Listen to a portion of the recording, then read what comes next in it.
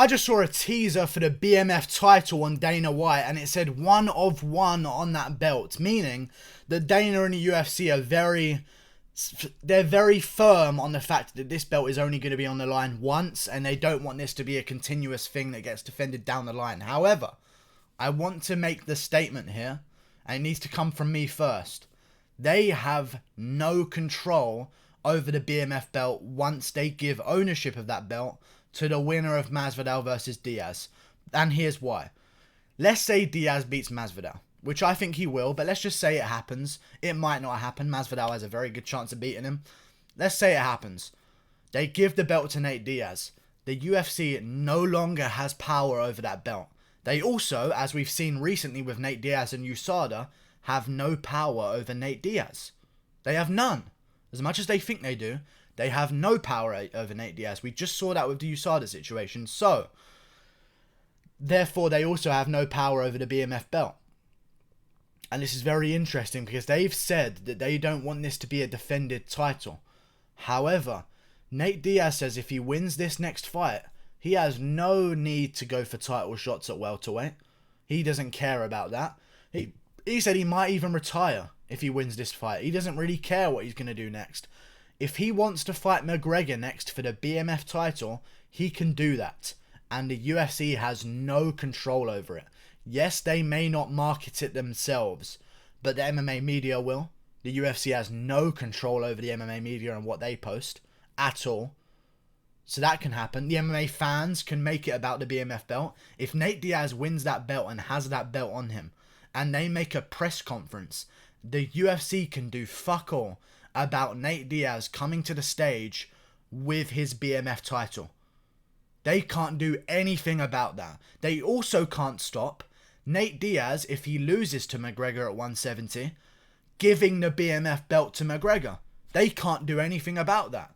So this BMF title, once it's given ownership to Masvidal or Diaz, the UFC, as much as they think that they say this is never going to be on the line again and this and that, they have no control over this. If Masvidal wants to fight Conor McGregor if he beats Diaz for the BMF belt, he can do that.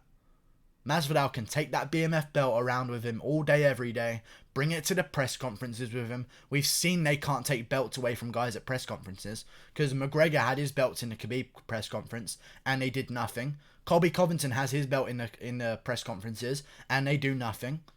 You know, he has his belt around him even in the cage. He has it around him. He has his belt around him in the crowd. They do nothing. If Diaz or Masvidal want to put that belt on the line again, that's their choice to do so. The UFC has no power over it. And let me tell you this. The UFC has, and we found this out recently with the Nate Diaz-USADA situation, way less power than they think they do. And I think we're noticing that more and more. The more these superstars and these small glimpses of stardom keep coming up in the UFC, the less and less power the UFC has. And I think it won't be long before we start to see the UFC have little to no power about the promotion of the company.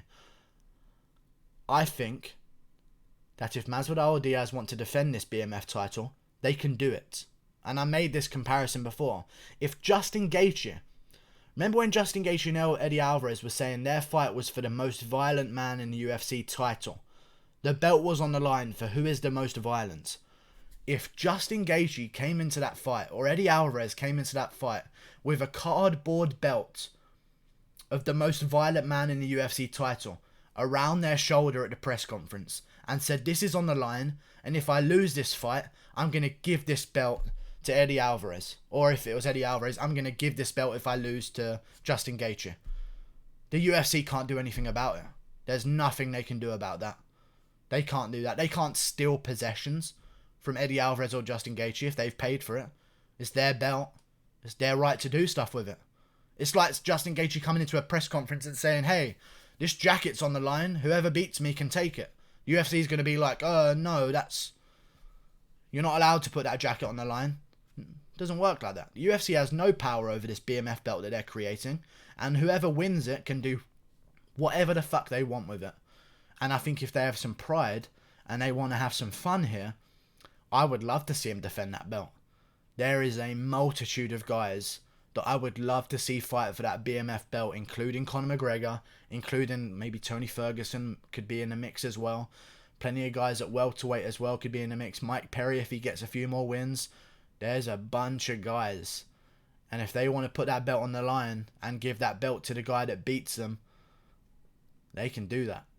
Like and subscribe. Thanks for watching. I just thought this was an interesting talking point because I feel like no one's mentioned it yet.